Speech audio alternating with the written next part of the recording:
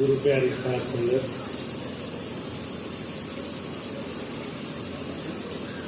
बहुत ही सुंदर समय है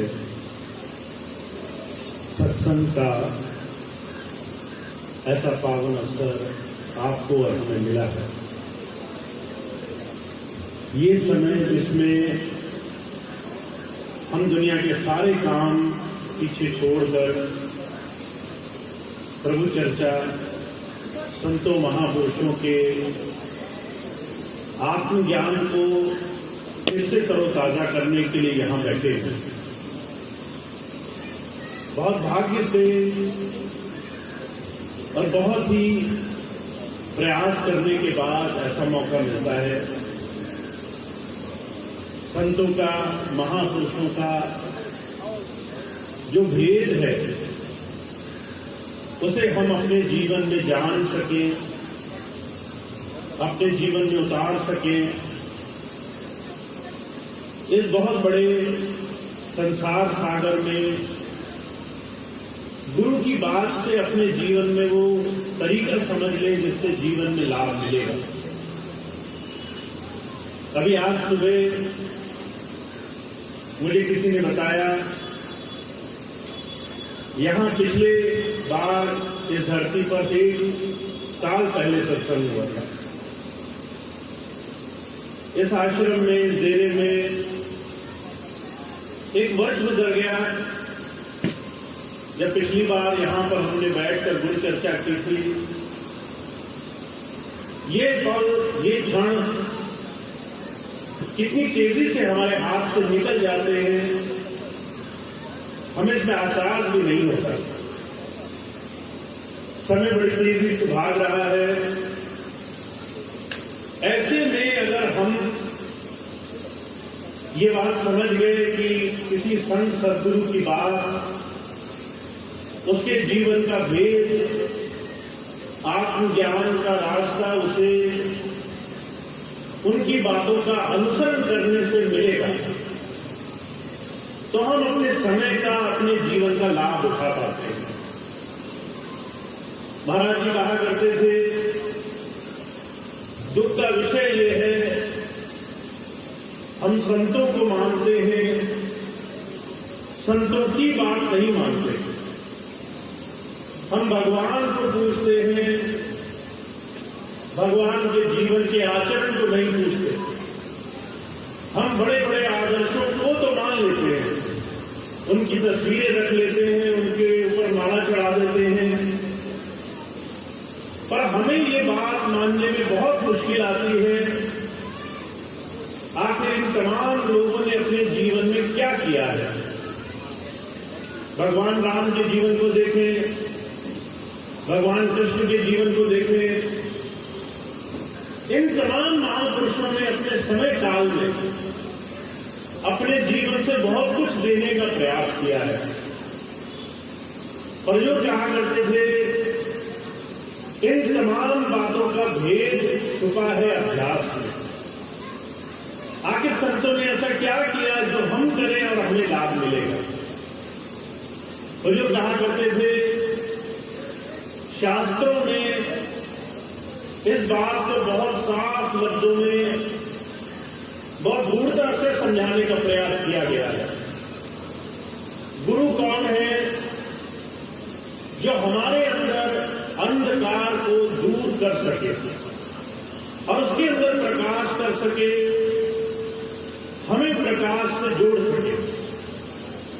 बड़ी सीधी जबान में, बड़ा साधारण लफ्जों में गुरु शब्द की व्याख्या की गई है, जो आपको संसार के तमाम विकारों से उठा करके जीवन में उस परमात्मा के सुख की तरफ ले जाएगा, जो आपके जीवन में आपको मृत्यु के भय से निकालकर सदा के जीवन की तरफ ले जाएगा, जो आपको अंतर अंधकार से उठाए और आपको प्रकाश से जोड़ दे। और जो कहा करते थे, ये साधन हम अपने जीवन में प्राप्त कर रहे हैं या नहीं कर रहे, यहां से गुरुमत की शुरुआत होती है। तो जब जब हम अपने जीवन में देखेंगे, अपने स्वयं के जीवन को टटोल कर देखने का प्रयास करेंगे, तब वहां से धर्म की शुरुआत होगी। जब तक अपने जीवन को नहीं देखते, बाहर संसार में कितना ही विचरण करें, आप तीर्थ व्रत करें, सारी दुनिया नाम लें, आप यज्ञ हवन करें, उपवास रखें, बड़े बड़े मंदिरों में जाएं, खूब श्रद्धा भाव रखें, पर आप अपने अंदर इस भेद को जानने के लिए, अंधकार को पार करने के लिए प्रयास नहीं करें, तो बात हमेशा अधूरी रहेगी। इसलिए मुझे कहा करते थे, गुरुमत की शुरुआत होती है अंधकार से। आपने अपने अंतर का अंधकार अभी देखा है या नहीं देखा? जब हम अपने सामान्य जीवन को देखते हैं, मैं कई बार देखता हूं बहुत से भाई बहन आते हैं, बहुत सारी परेशानियों में फंसे रहते हैं। वो परेशानियां आपका अंधकार है। आपका मन संसार में जो विचलित है, वो आपका अंधकार है। दुनिया की चिंताएं, दुनिया के शोक, दुनिया की तमाम चीजों में उलझना, ये वो अंधकार है जिससे हम निकल नहीं पा रहे।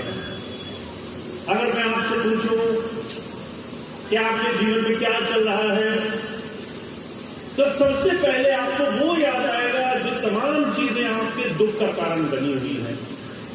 घर है, भविष्य है, संसार के दूसरे काम काज हैं, रिश्ते नातेदारी है, मुकदमेदारी है, सांसारिकता है, लेन देन है, ऐसी अनगिनत चीजें हैं जिन्हें हम हर रोज अपने जीवन में दुख की तरह देखते हैं।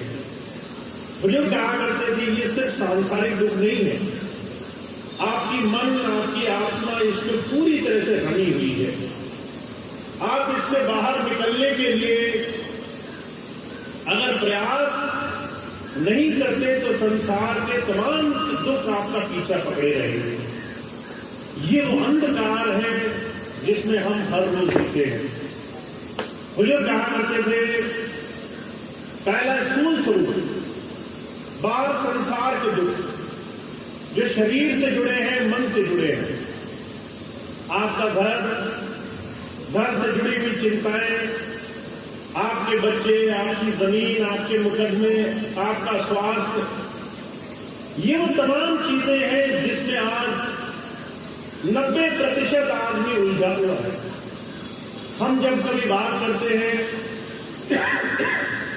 शरीर के स्तर से बात करते हैं, किसी को शरीर से दुख है, कोई उससे ऊपर उठ गया तो उसको मन से दुख लगा हुआ है। कहा कोई तन दुखी, कोई मन दुखी, कोई चित्त उदास, एक एक दुख सबन को सुखी संत कर रहा है। हमारे संसार के दुख जो शरीर से है, फिर मन से है, कहते ये तमाम वो दुख हैं जिससे संत छुड़ाने के लिए आपको नाम देता है, दुखों से छुड़ाने के लिए आता है। अब अगर सवाल किया जाए कि इन दुखों से छूटने के लिए हमने क्या किया, तो एक बहुत बड़ा संकट, एक बहुत बड़ी समस्या हमारे सामने आती है। क्योंकि हम सच जानते हैं, हमारे जीवन में हम हर रोज संसार के संकटों में उलझे हुए हैं और उसके इलाज की तरफ अभी हमने चलना शुरू नहीं किया। अगर आपके शरीर में कष्ट हो, पेट में दर्द हो, सर में दर्द हो, डॉक्टर के पास जाओ, डॉक्टर आपको कहे कि भाई ये 5 दिन आपको ये नियम अपनाना है, ऐसे दवाई खानी है, ऐसे तरीके करने हैं, आप वो दवाई ले आओ पर आप उसको खाओ नहीं, तो जो कहा करते थे आपको फौरन आराम नहीं मिलेगा। अगर आपने दवाई खाई तो आधे घंटे में आपको नजर आएगा कि आपका दुख कुछ कम हो रहा है। हमारे संसार के तमाम विषय विकारों के झंझट, दुनिया की तमाम आसक्ति, दुनिया के रोग भोग, ये वो अंधकार है जिससे हम अभी तक छूटने के लिए रास्ता नहीं खोज रहे हैं। इसलिए महाराज जी कहा करते थे, संत की शरण का लाभ उसे मिला है जो शरणागत होकर के उनकी बात पर अमल करता है। गुरु की बात बड़ी सहज होती है। वो ये नहीं कहते कि आप संन्यास ले लो, घर से तकलीफ है तो घर छोड़ दो, शरीर से तकलीफ है तो शरीर छोड़ दो, ये रास्ते नहीं बताते। संतों के रास्ते, महापुरुषों का साधन बड़ा सहज होता है। का साधु बोले सहज स्वभाव। साधु एक सहजता से कोई बात कहता है, वो बात अनुसरण कर ली जाए, उसका पालन कर लिया जाए, तो मन से, तन से दुनिया के तमाम बंधन कुछ हल्के होने लग जाते हैं। हमें इस बात का भरोसा बनने लगता है कि हमारे और संसार के दुखों के बीच में वो परमात्मा, वो प्रभु शक्ति हमेशा विराजमान है। वो हर एक चीज अपनी समर्थता से हल करेगी और हमें इस चीज की चिंता करने की आवश्यकता नहीं है। ये विश्वास सिर्फ गुरु दिला सकता है। जब तक गुरु की हम शरणागत नहीं जाते, गुरु की बात का भरोसा नहीं करते, तब तक उस प्रभु पे भी भरोसा नहीं बनता है। इसलिए स्वामी जी ने जब वेदों का भाष्य किया तो स्वामी जी ने कहा कि परमात्मा के 3 गुण हैं। पहला, वो सब जगह मौजूद है, वो सर्वत्र है। अगर आप मुझे देख रहे हो, मैं आपको देख रहा हूं, तो हमारे बीच में कोई भी एक छोटे से छोटा अणु ऐसा नहीं है जिसके अंदर वो प्रभु सत्ता न विराजमान हो। फिर कहते हैं सर्वज्ञ, सब कुछ जानता है। आपको जो लगता है मैं जानता हूं, वो उससे भी ज्यादा जानता है। अगर आपके दिल में कोई चीज है, अभी आप मन में कुछ सोच रहे हो, आपको लगेगा कि ये बात तो सिर्फ मुझे मालूम है, पर वो यूं भी जानता है। आपके मन में हो रहे विचार, आपके मन में हो रही तमाम बातें उससे छुपी नहीं है। ये कहते हैं सब जाती है।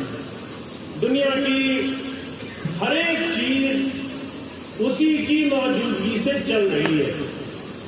अगर आज हमारे अंदर से वो शक्ति खिंच जाए तो हमारा शरीर वो मुर्दा है, बेजान है। 2 घंटे बाद उसमें से बदबू आने लगेगी। 4 घंटे बाद लोग कहेंगे शमशान तक पहुंचा दो। अगले दिन लोग अच्छे भोजन पका रहे होंगे और अगले दिन कोई याद भी नहीं करेगा कि कोई हमारे साथ ऐसा रहा करता था। हुजूर कहा करते थे, ये शरीर की सुंदरता सिर्फ उस परमात्मा की मौजूदगी से है। ये भरोसा अभी आपको और हमें हुआ नहीं है। अगर मैं आपसे कहूं कि चिंताएं छोड़ दो, तो आप सोचेंगे अगर हम नहीं करेंगे तो चिंता हमारे काम कैसे चलेंगे। अगर हम अपने काम में फिक्र नहीं करेंगे, लगेंगे नहीं, उसमें पूरी तरह से दुखी नहीं होंगे, तो हमारे काम नहीं चलेंगे। लोग मुकदमेदारी, बीमारी, हारी, शरीर, दूसरी तमाम चीजों के संकट में ऐसे ही उलझे हुए हैं।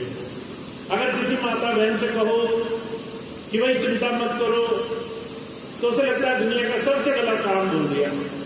भाई से कहा कि भाई कितनी बीमारी है, तकलीफ है, चिंता मत करो, भरोसा रखो, तो उन्हें लगता है कि ये चीज असंभव है। मैं बड़ी माता से मिला जो बड़ी वृद्ध थी, 80 साल से ज्यादा की उम्र थी उनकी। बाल बच्चे बड़े हो गए, शादी उनकी भी हो गई, नाती पोते भी बड़े हो गए। अब वो माता आई, सत्संग में सत्संग सुना, फिर जब मिलने आई तो कहने लगी मुझे बड़ी चिंता होती है। अब वृद्ध माता थी, चलना मुश्किल हो रहा था। वहां तक बड़ी मुश्किल से चलकर आई मिलने के लिए। मैंने कहा माता दुखी क्यों हो? कह रहे नाती बड़े हो गए हैं, पढ़ते नहीं हैं।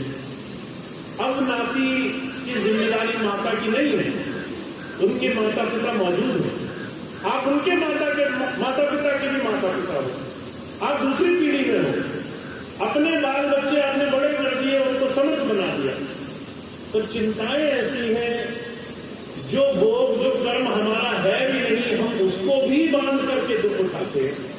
हुजूर कहा करते थे, इसलिए हमारे हिंदू धर्म समाज में अलग अलग तरह का विधान, अलग अलग तरह की व्यवस्थाएं बनाई गई थी। जब आप गृहस्थ भोग लो तो 40-50 साल की उम्र में जब आपको लगे आपकी जिम्मेदारी पूरी हो गई, तो मन को इन तमाम चीजों से हटाने का नियम बनाना है। आपके बच्चे बड़े हो गए, अब वो जिम्मेदारी संभालेंगे, अब आपकी जिम्मेदारी नहीं है, तो आपको संन्यास लेना है। संन्यास क्या था? मन से दुनिया की तमाम चीजों से कुछ छूटने का जतन करना। जिस दुनिया को पहले समाया था अभी उसी को निकालना है, अब उसी से छूटना है। पर जो कहते हैं हमारा जीवन पहले शरीर से फिर मन से संसार के भोगों में ऐसा लंपट है कि हम चाह करके भी दुनिया के अंधकार नहीं मिटा पाते। तो जब संत आते हैं, जब सदगुरु हमें नाम देते हैं तो वो हमें तरीका सिखाने के लिए आते हैं कि आपको सिर्फ गुरु के चरणों में मत्था नहीं टिकाना है, उससे आपका सिर्फ मन धोखे में आएगा। बहुत से लोग आते हैं, उन्हें लगता है कि सिर्फ बाहरी कर्म कांड से उनके सारे काम हो जाएंगे, और संत आते ठीक उससे उलट हमें कोई बात समझाने के लिए कि आपको अपने मन को शरणागत करना है। बहुत से भाई बहन मेरे पास आते पिछले दिनों से, कहते भैया जी आपने पैर छुआने को मना क्यों किया? और मैंने कहा सिर्फ इसलिए कि मन को आसान तरीका न मिल जाए।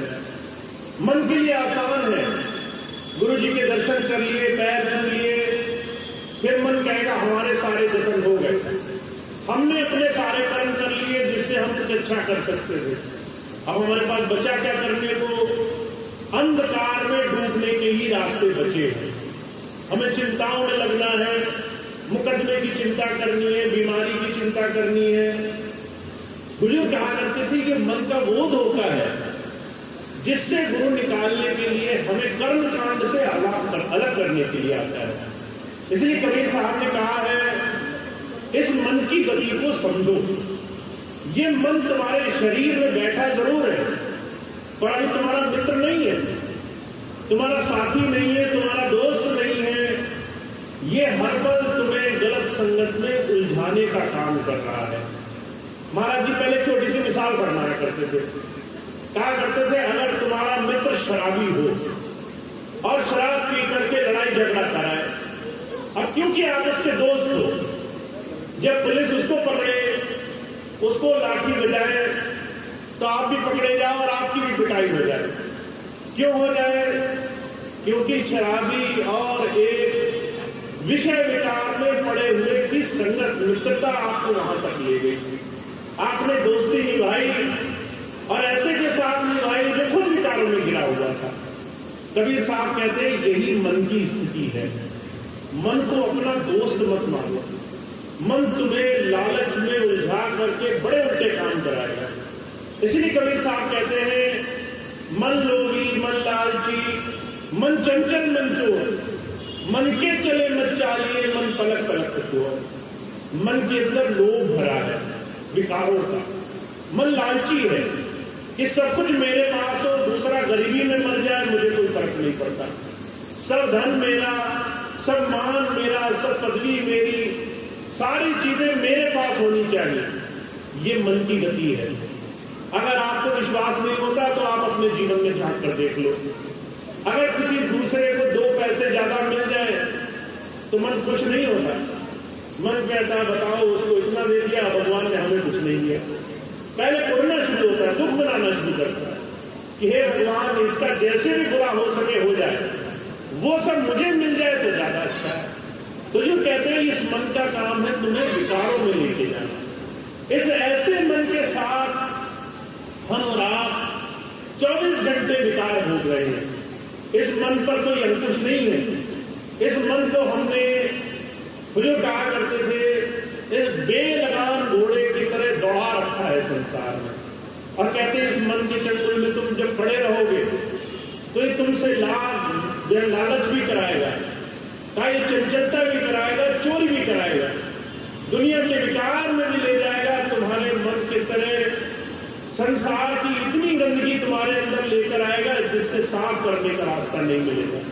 तो जो कहते हैं गुरु जब आते हैं तो आपका किसी संत के साथ जुड़ने का सिर्फ एक ही कारण है, और वो है इस मन से धीरे धीरे आजादी पाना, इस मन को शरणागत करना, इस मन को हर रोज गुरु के चरणों में झुकाना। अगर आप ये नहीं करते हैं, अगर हर रोज मन को गुरु की बात पर नहीं डालते हैं, उसकी बात पर नहीं चलाते हैं तो ये हमें बाहर फंसा ले जाएगा, ये हमसे हजार ऐसे कर्म कराएगा जिससे हमें दुख होगा। तो इसलिए जब संत आते हैं वो कहते हैं संतों की बात का अनुसरण हमें बचा सकता है। महाराज जी कहा करते थे, महाराज जी के जीवन की घटना आती है, एक बार कोई गया महाराज जी के पास और उनके पैरों को हाथ लगाने लगा, जैसे हम लोग पैर छूते हैं तो ऐसे उनके पैर छूने लगा। तो महाराज जी ने बहुत डांटा उसे और डांट कर कहने लगे, पहले मुझे ये बताओ मेरे पैरों में क्या रखा है, क्या मिलेगा तुम्हें नीचे। तो जब ये बात कही तो आदमी घबरा गया। अब क्योंकि संस्कृति स्वभाव हजार चीजें होती है, हमने सोचा पैर छूने से आदर हो जाएगा। महाराज जी ने कहा तुम नीचे झुकोगे और मन तुम्हें ये बुलावा देगा कि तुम्हारे सारे सच्चे कर्म हो गए।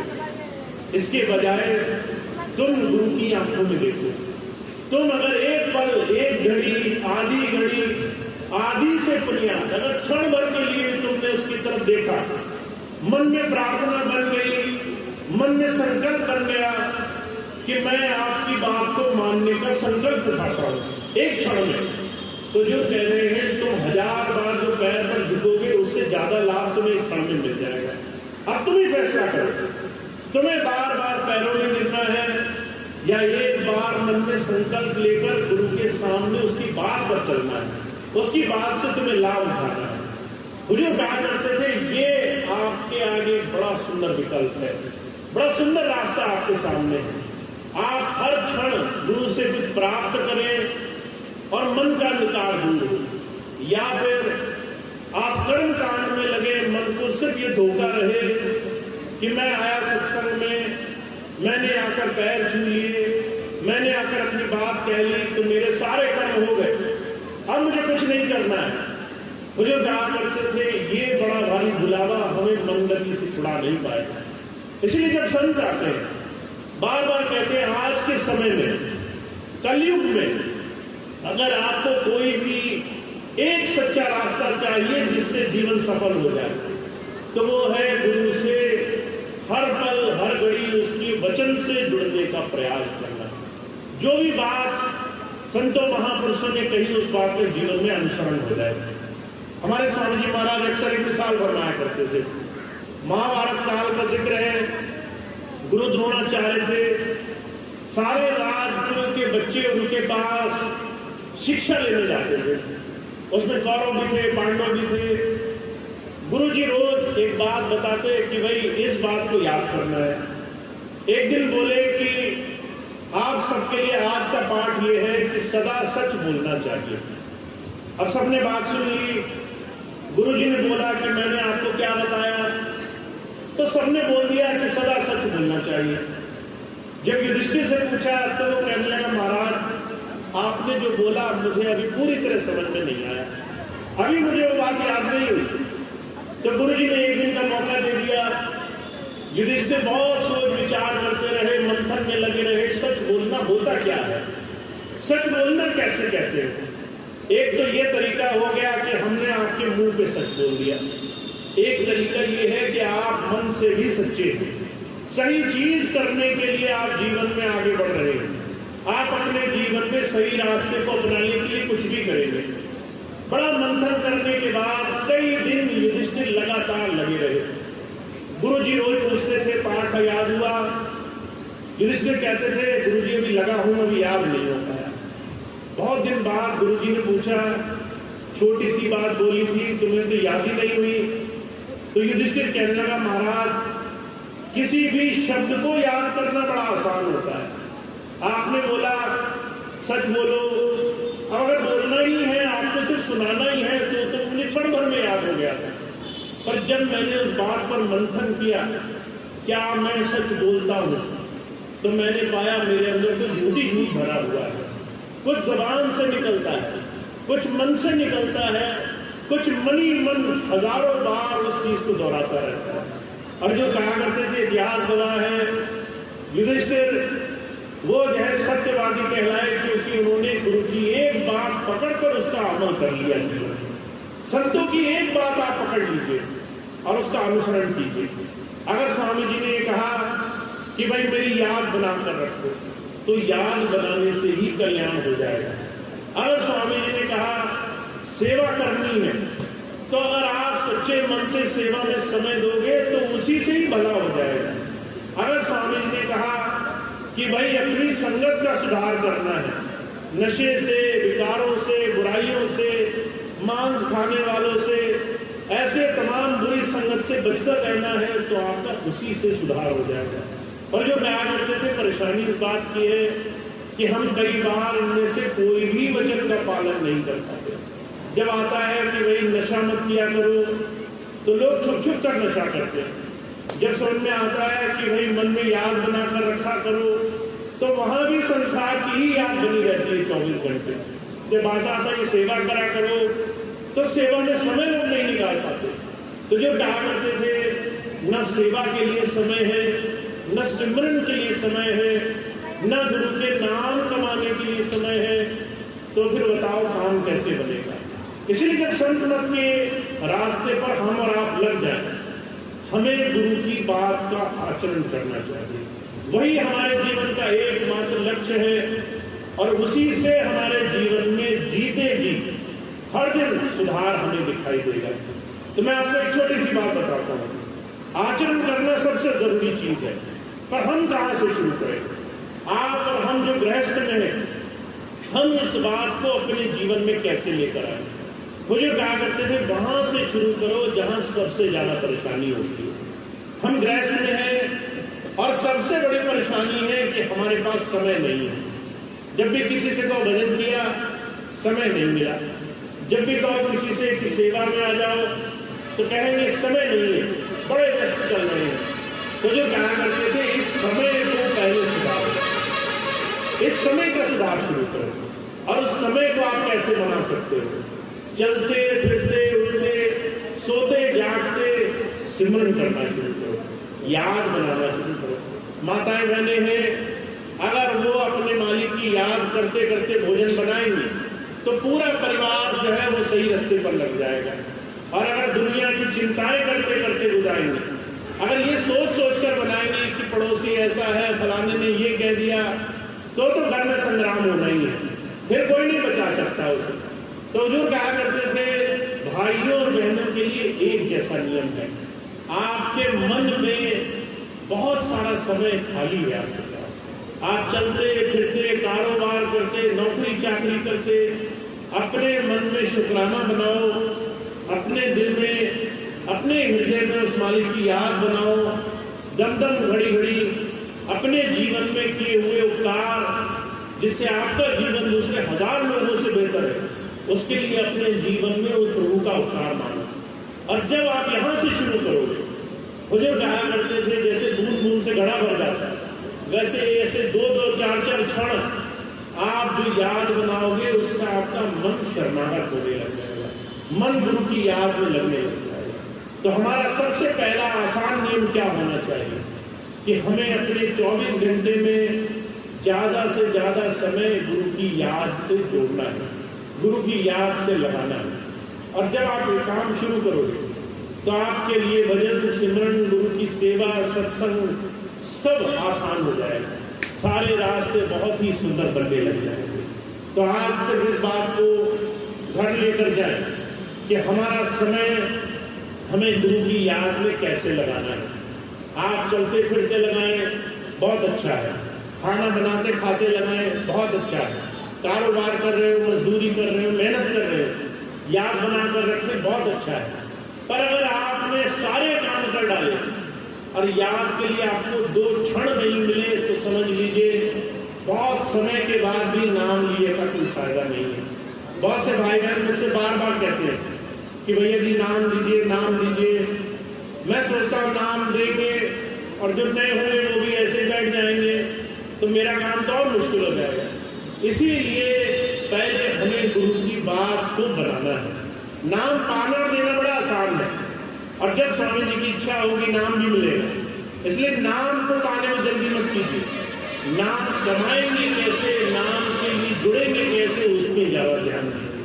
तो जितने भाई बहन अभी तक जुड़े हैं, एक बहुत सुंदर चीज तो ये हुई है पिछले 1 वर्ष से बाराबंकी में सत्संग और सभी भाई बहनों के प्रेम भाव से धीरे धीरे संगत में जुड़ाव बनना शुरू हुआ है। तो एक बहुत सुंदर चीज हुई है, उसके लिए आप सबको बहुत बहुत आभार है।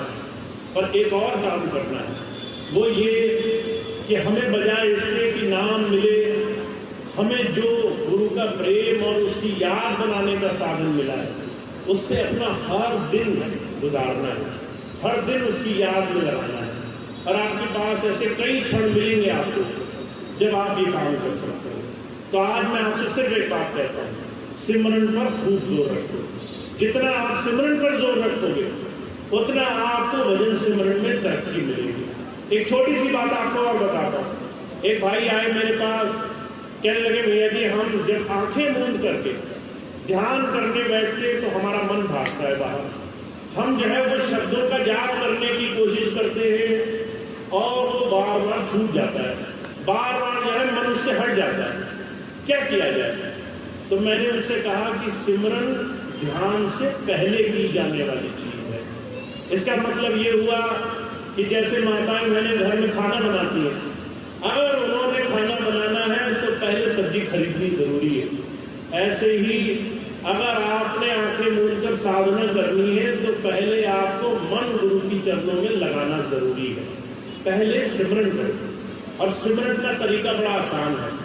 आप खाली बैठे हो, याद बना लो। आप चल फिर रहे हो, याद बना लो। घर में हो, कारोबार में हो, किसी भी जगह मन खाली हो, सिमरन कर लो। आपके जीवन में जो भी अच्छा हो रहा है उसके लिए उस प्रभु का धन्यवाद दो। आपके जीवन में जो भी दूसरे से बेहतर है उसको उस प्रभु के चरणों में समर्पित कर दो। महाराज जी कहा करते थे कि अगर आपने अपना नजरिया बदला तो आपके जीवन में सारी कायनात बदल जाएगी। एक तरीका ये हुआ कि परमात्मा ने हमें जो दिया है वो दूसरों से कम दिया है। तो आप दुखी रहे, परेशान रहे, हमेशा देखें कि कौन हमसे ज्यादा अमीर है, कौन हमसे अच्छी नौकरी में है, कौन हमसे ज्यादा कमा रहा है। अगर आपका नजरिया ये है तो आप कभी शुक्रगुजार नहीं हो पाएंगे। आप हमेशा शिकायत करते रहेंगे, आप हमेशा कहेंगे कि मैं बड़ा दुखी हूँ, मुझे बहुत तकलीफ है। और वहीं अगर आपने किसी ऐसे को देख लिया जिसका शरीर, जिसका मन, जिसकी भौतिकता हमसे कमजोर है, तो आपके मन से शुक्रिया, धन्यवाद निकलेगा। मैं ऐसे बहुत से लोगों से मिला हूँ, जब वो किसी ऐसे भाई बहन को देखते हैं जो शरीर से अपंग है, बोल नहीं पाते, चल नहीं पाते, तो वो जो है धन्यवाद और शुक्रिया करने के अलावा कुछ और नहीं सोच सकते। वो सोचते हे प्रभु मुझे अच्छा शरीर दिया, यही बहुत बड़ी दया है। मुझे जो है चलने फिरने की शक्ति दी, यही बहुत बड़ी दया है। 80 वर्ष की उम्र में मैं चल फिर रहा हूँ और दूसरे लोग 50-50 वर्ष की उम्र में अस्पताल में भर्ती हैं, बहुत बड़ी दया है। तो जो कहा करते थे नजरिया बदलना पड़ेगा। एक तरीका तो ये है कि जो हमें मिला है वो पर्याप्त है, और दूसरा नजरिया ये है कि जो हमें मिला है वो कुछ भी नहीं है, हम बड़े अभागे हैं। तो जो कहा करते थे आपको वो नजरिया अपनाना है जिससे आपके अंदर से उस मालिक का शुक्रिया निकले, उसके लिए धन्यवाद निकले, उसके लिए आप उपकार माने, उसके लिए उसकी याद करके मन में शुक्र मनाएं। इसे सिमरन कहते हैं। जिस दिन सिमरन बनने लग गया उस दिन आप जब आंखें मूंद करके बैठेंगे तो आपका ध्यान बड़ी आसानी से लगेगा। तो आपके लिए बहुत आसान तरीका है, आपको याद बना के रखनी, चलते फिरते जितना भी हो सके अपना ध्यान उधर बना के रखना। तो सिर्फ मैं अपनी बात कहता हूँ, आज के समय में इस कलयुग के पूरी तरह से जहाँ चारों तरफ हाहाकार मची हुई है, जहाँ हर तरफ दुखी दुख है, वहाँ पर आपको एक तरीका मिला हुआ है कैसे आप अपने मन को उस प्रभु धारा से जोड़ करके जीवन में उसकी दया प्राप्त कर सकते हैं। तब इसमें देरी नहीं करनी है, इस चीज़ को कल पर नहीं डालना है, इसको हर रोज करना है जिससे ज़्यादा से ज़्यादा लाभ हम बना सकें। तो इतनी बात कह के मैं अपनी बात समाप्त करता हूँ। स्वामी जी महाराज की दया से पिछले 1 वर्ष में आप सभी बाराबंकी आसपास की संगत के प्रेम भाव से, सेवा और भाईचारे की भावना से एक बार दोबारा से हम गुरु नाम लेने के लिए ऐसे प्रेम भाव से इकट्ठा होना शुरू हुए हैं। तो जिन भी भाई बहनों ने इसके लिए बहुत प्रयास किया है पिछले वर्षों में, उनको बहुत बहुत स्वामी जी का आशीर्वाद मिले। जिन्होंने खूब सत्संग किए हैं, जो आपके घरों तक गए हैं, जो आपके गाँव में गए हैं, जिन्होंने खूब प्रयास किया है, जिन्होंने आपको गुरु प्रेम से जोड़ने के लिए भरसक कोशिश करी है, उन सबको बहुत बहुत आभार। उनको खूब गुरु की कृपा प्राप्त हो, क्योंकि इससे बड़ा आज के समय में कोई पुण्य कर्म नहीं है। जहाँ चारों तरफ लोग बुराई फैला रहे हैं, वहाँ आप किसी एक को भी जोड़ने का प्रयास कर सकें, किसी एक को भी सही रास्ते से लगाने का प्रयास कर सकें। तो पिछले वर्ष जब यहाँ सत्संग हुआ था, आज एक वर्ष के बाद यहाँ पर जितनी भी संगत आज आई है, वो आप सभी की एक वर्ष के प्रेम भाव, बहुत मेहनत का नतीजा है। तो बहुत बहुत आप सबको आभार। अब खूब खूब सत्संग में जुड़े रहना है। बाराबंकी में बहुत खास जरूरत है इस चीज़ की कि आप सब लोग गुरु नाम से जुड़े, सत्संग से जुड़े। जितनी भी बैर विरोध वाली बातें चल रही हैं उससे बचें और आपस में मिल करके गुरु की याद से, सेवा से, सत्संग से अपने जीवन को आदर्श रूप में स्थापित करने का प्रयास करें। तो ये एक वर्ष में बहुत सुंदर ये प्रयास हुआ है।